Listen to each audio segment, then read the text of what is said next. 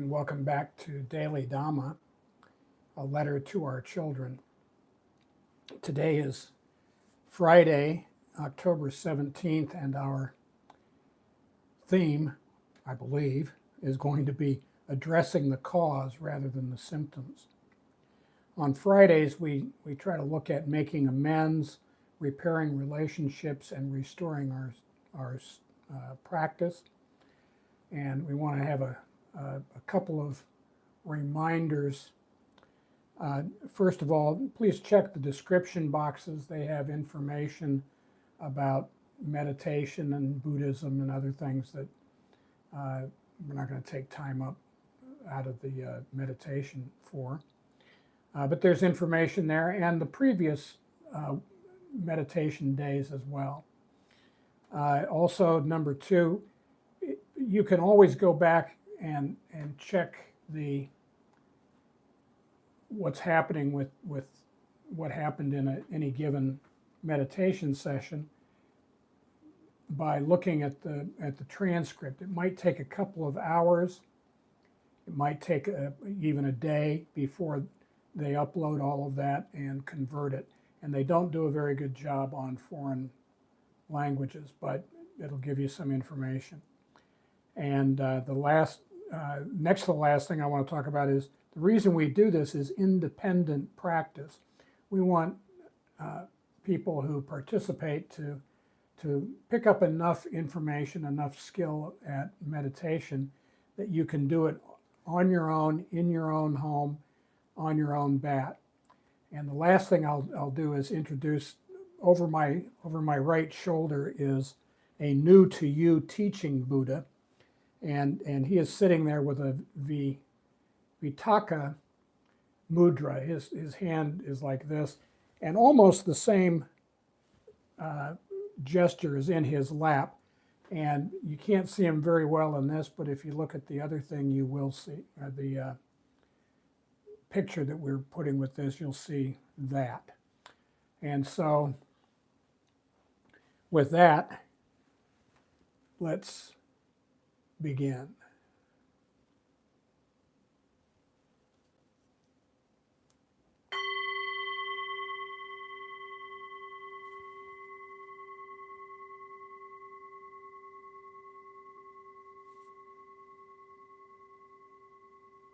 Please find yourself in a quiet spot, your spine straight and your shoulders pulled back. Lower your chin. Please rest your hands in your lap or on your thighs or on your knees.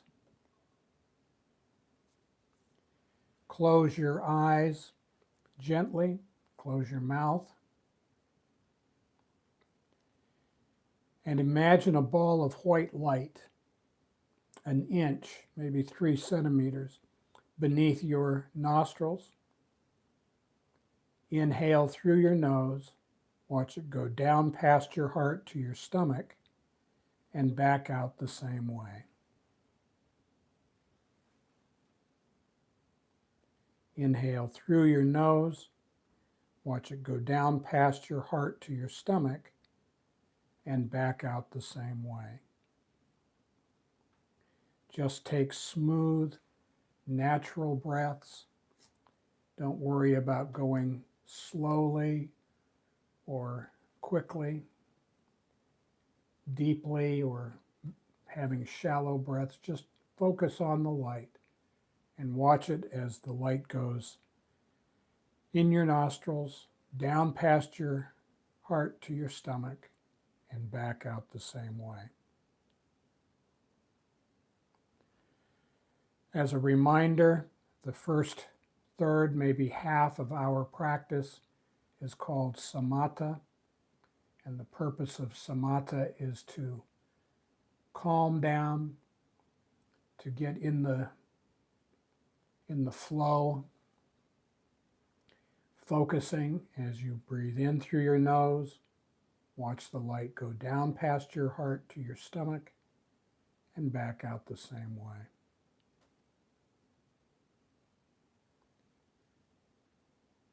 After we work on calming down and getting in the groove, we will turn to vipassana, which is insight, or some people say panya, wisdom. We prefer panya.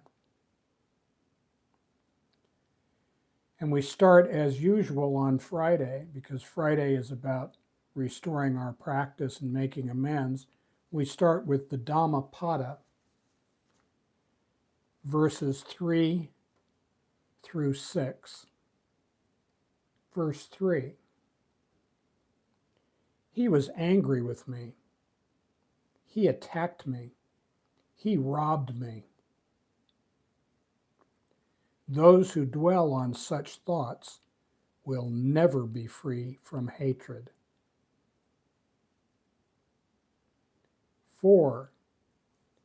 He was angry with me. He attacked me.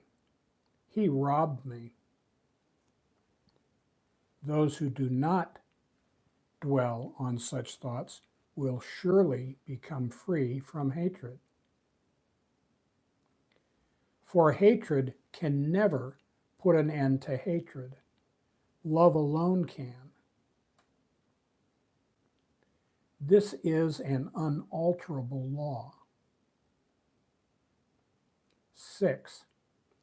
Many do not realize we here must die. For those who do realize it, quarrels end.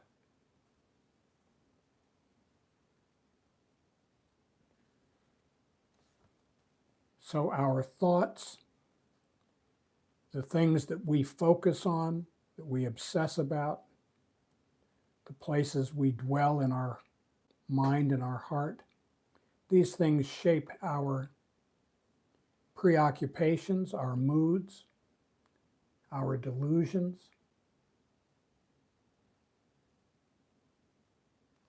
This is one reason we meditate. We meditate to help us calm our mind and tame our heart. We meditate to deal with our problems, and to do that, we must clearly see the causes and conditions that gave rise to them. We'll talk about this in a minute. We don't meditate to get something. We meditate to let things go.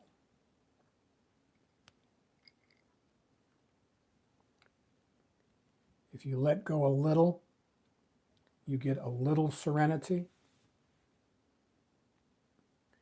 If you let go a lot, you get a lot of serenity. And if you let go completely, that is, if you accept life on life's terms, we get complete serenity as we breathe in through our nose, watch the light go down past our heart to our stomach, and back out the same way.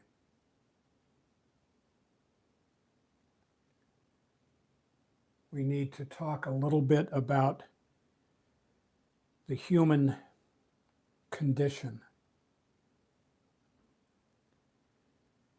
The human experience consists of 5 factors we call khandhas, the 5 khandhas. And they are the body, our feelings, our memories and perceptions, our thoughts, and our consciousness. We are taught that these are all impermanent, unsatisfactory, and not the self. We are told that the khandhas are like a ball of molten lead, white hot. We cannot touch it on the top. We cannot touch it on the sides. There's no place we can touch it without getting burned badly. So we let it go.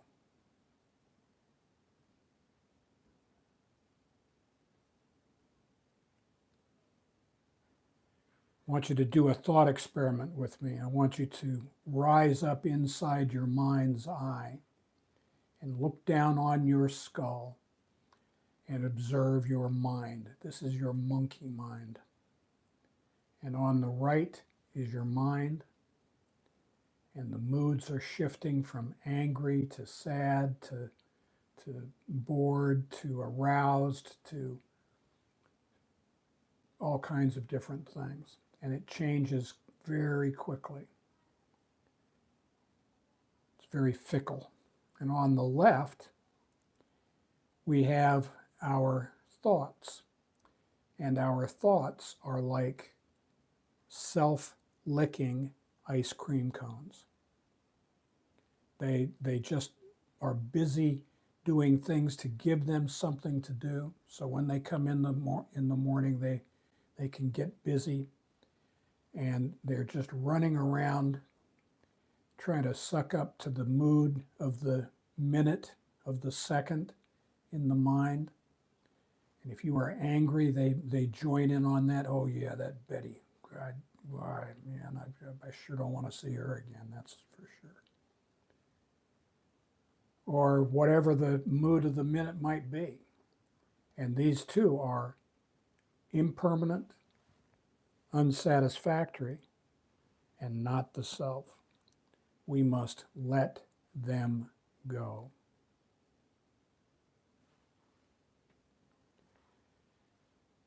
Now, as meditators, we have 3 duties. We must be mindful. That is, we must pay attention. In this group, we focus, we pay attention to the ball of light. We pay attention to the Dhamma talk. Collectedness or concentration. When outside thoughts come in, we brush them aside gently, saying, no, that's not my business. I'm focused on the light as it goes in through my nose, down past my heart to my stomach, and back out the same way. We concentrate. And the last one is contentment. And the point is, be here. We are content now. We're not content on Thursday. The whole point is to be content right now. And if you take these 3 together, mindfulness, collectedness, and contentment, they, in a word, are sufficiency. We are sufficient. You are enough, just the way you are. You don't have to try to become something different. Now, as we move into the second phase of our meditation, panya or wisdom, you can allow thoughts to arise, but only if you examine them with cool eyes, as if from afar. Just look at them, turn them over in your mind. If you get stirred up by them, stop immediately and go back to tracking your breath and the light. And look at these with cool eyes. Now, this week has had its challenges, no doubt. And so in those, the thing that we were talking about on Monday was how to stay copacetic. And today we're going to talk a little bit about that in terms of, let's pay attention to the cause. Let's calm down and be here now. If we can be centered for a few seconds, just take your breath, let it out, feel that little smile on your face. You can do that for a couple of seconds. You can do it for a few minutes. And if you can do that for a few minutes, you string these little bubbles of bliss together, and you get more than that. You get hours and hours of being not wee-weed up. And you go, geez, how'd that happen? How indeed. One thing that we do is as we consider the things that did not go well this past week, we can think about these 4 questions. First, when I'm thinking about my dysfunctional exchanges or relationships last week, am I minimizing my part and exaggerating their part, whoever they are? 2, did I set myself up to be a victim? Did I have expectations that could not be met, and now I'm whining because my expectations were not met?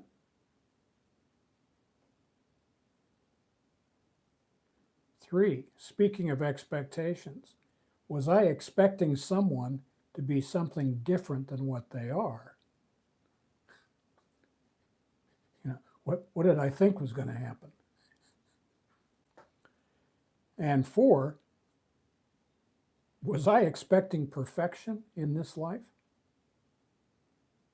How was that going to turn out? And the problem is, expectations are resentments under construction. And so when we have these expectations of people, places, things, events, we are setting a trap for ourselves to be disappointed. So one of the things we need to do is let go of that.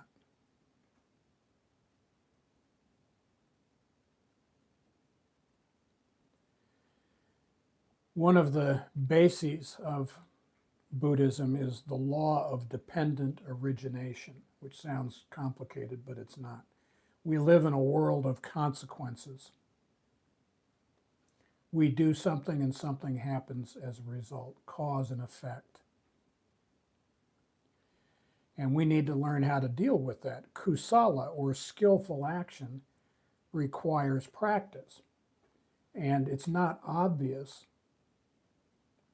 what the skillful action should be in any given set of circumstances. So we've got 3 examples today. The Buddha and his group of monks were standing in a forest one day when a jackal, a wild dog, came running through. And the jackal ran, and then he screeched to a halt, and he shook, and he rolled in the dust, and then he shook, and then he ran off into the underbrush, and he came back out barking and whining. And he ran into a hollow log, and he came back out, and then he ran into a cave, and he came back out. And he just could not get comfortable. He suffered in all of those places and with all of those actions. He suffered when he was running, when he was rolling in the dirt, when he was crawling into something. He just suffered. And he blamed the underbrush and the hollow log and the dirt and the cave for his problems. But that wasn't the problem at all. The Buddha talked to the monks about it and said, his problem is he has the mange. Now, until he does something about the mange, he will be uncomfortable wherever he goes and whatever he does, because he's not addressing the cause and condition that gave rise to his suffering.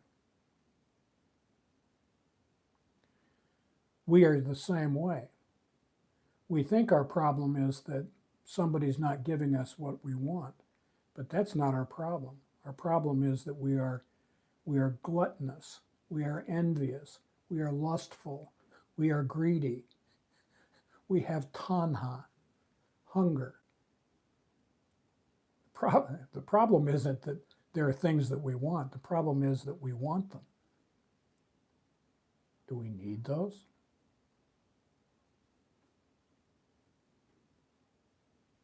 Second example, and this is from Ajahn Chah. He said, Ajahn Tongrat, and this was one of his teachers, one of the masters in Thai fourth tradition. Ajahn Tongrat once said to me, "Cha, drill the hole right in line with the dowel." That's all he said. I had just started practicing and didn't understand what he was saying. He was a kid. He went into the monastery when he was 9. I don't know when this happened. But what Ajahn Tongrat was telling him was this: when a problem arises, we contemplate it now. We confront it now. We don't solve the problem next week. We don't drill the hole for the dowel in the next room. We do it right in line with the dowel so that the problem fits the solution.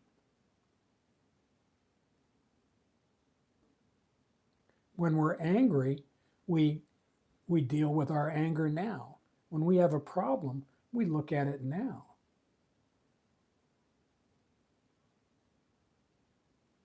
And the last one is this. Again, this is still Ajahn Chah, still talking about Ajahn Tongrat.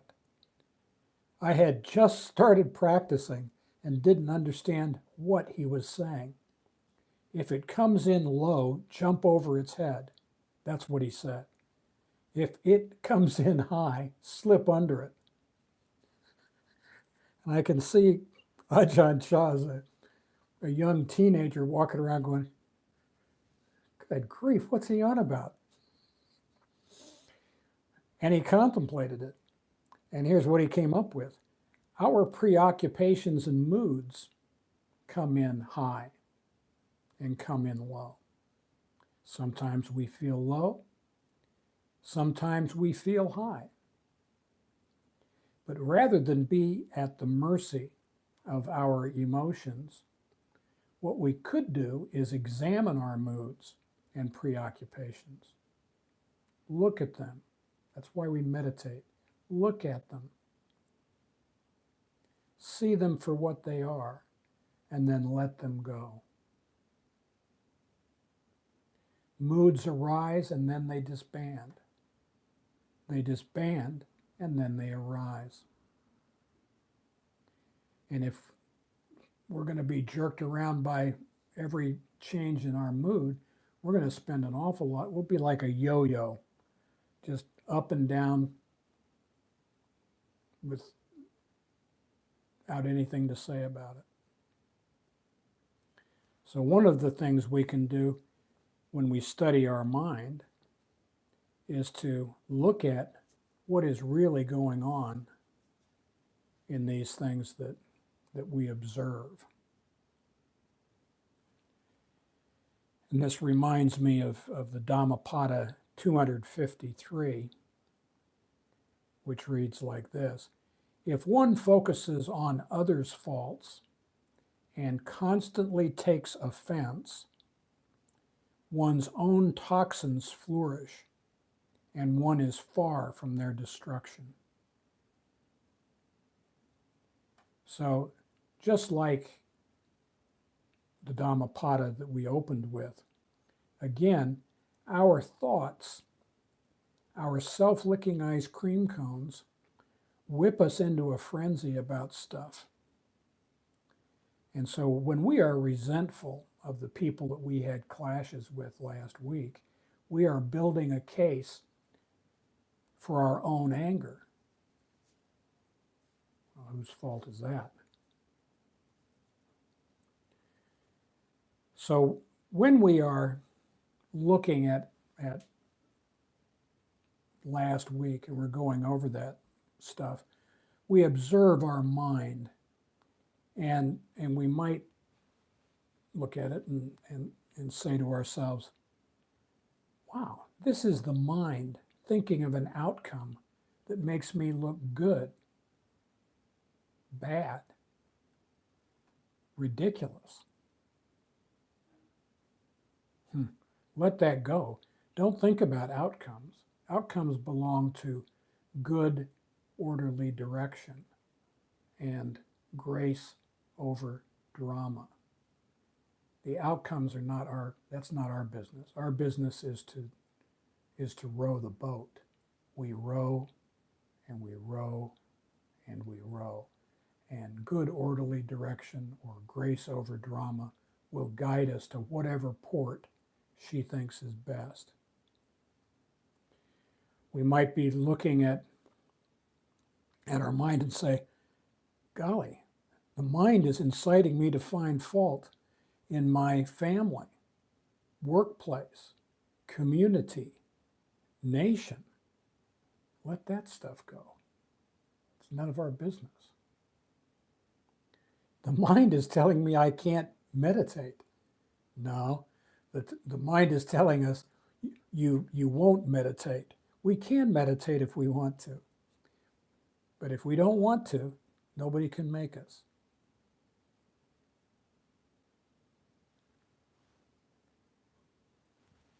Mindfulness can lead us to spiritual insight into our intentions, our actions on our side of the street. But they don't give us license to psychoanalyze other people or diagnose their mental illness or get into their stuff. It's none of our business again. So we need to keep clear of that kind of stuff. The knowing of the Buddha that arises from meditation is that we look at life, we look at our mental activities, we see it for what it is, we turn it around, we identify it, and then we let it go. We are trying to deal with, it's better for us to deal with the problems, the cause of our problems, rather than dealing with the symptoms. Just like the mangy jackal, his problem was not the hollow log. His problem was he had the mange.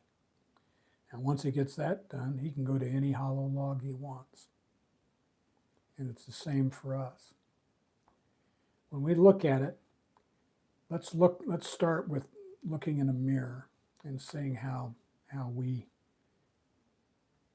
our lack of understanding creates these problems. We bring them to us, to ourselves. And that's called sampajana, which is self-awareness. So this weekend, as you go through and you're looking at the previous week, if you start feeling restless, irritable, and discontent, take a breath, excuse yourself, go into the next room, close the door, sit down, put your earbuds in, start this recording, and imagine a ball of light a few centimeters below your nostrils. Focus on the light as you breathe in. Watch it go down past your heart to your stomach and back out the same way. Namaste.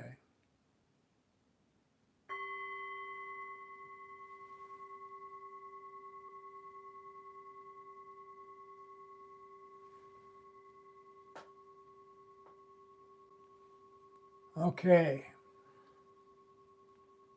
Thank you very much for coming, all of y'all. And remember, you can always go back and check this out later. It takes maybe a couple hours, might take a day before it gets uploaded so that you can look at the CC. If you hit that CC button, that gives you the closed captions. Thank you, Faye. And this way you don't have to worry about missing something. And there's I don't know, I think we got about 10 or 12 of these things now. You can go back and look at these. Monday is always the week getting ready for the new week. Thank you, Sam. Getting ready for the new week. And Friday is recovering and seeing where did I go wrong on this. And today we're focused on let's address the cause instead of the symptoms. And we will see you again next Monday, and it's at 8:45 in the morning. And if you're busy or you can't hit it or something else, it'll always be online. And we're happy to see you here, and thank you very much. And have a wonderful weekend. And I'll see a couple of you guys here tomorrow. Namaste.